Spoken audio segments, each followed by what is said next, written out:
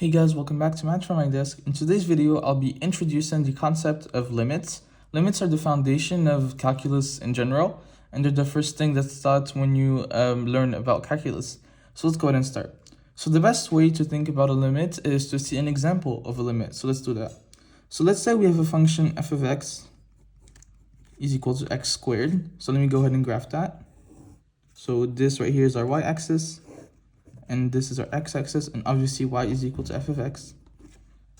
And if I were to graph it here, we have 1, 2, 3, 4. And let's say here we have 1 and 2.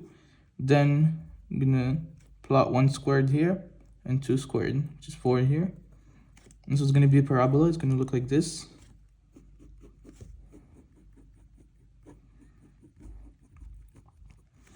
Then what if I wanted to ask, what if we got closer and closer to 2?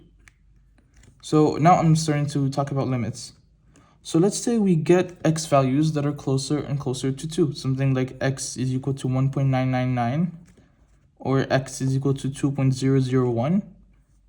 As we get closer to 2 from both sides, what y value are we approaching? So as x values here get closer and closer to 2, right here, what value are we approaching? What is the limit, in other words? The answer is 4. And it's the same thing from the right side.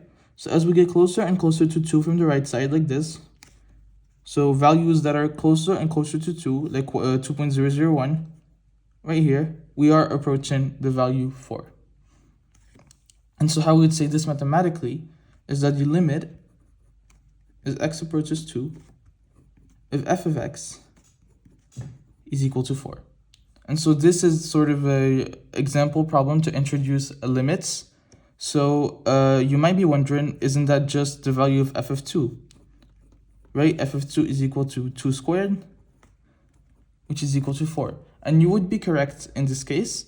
In this case, the value of f of x at x equals 2 is the same thing as the limit as x approaches 2 of f of x. However, that is not always the case. And this is why limits are so important.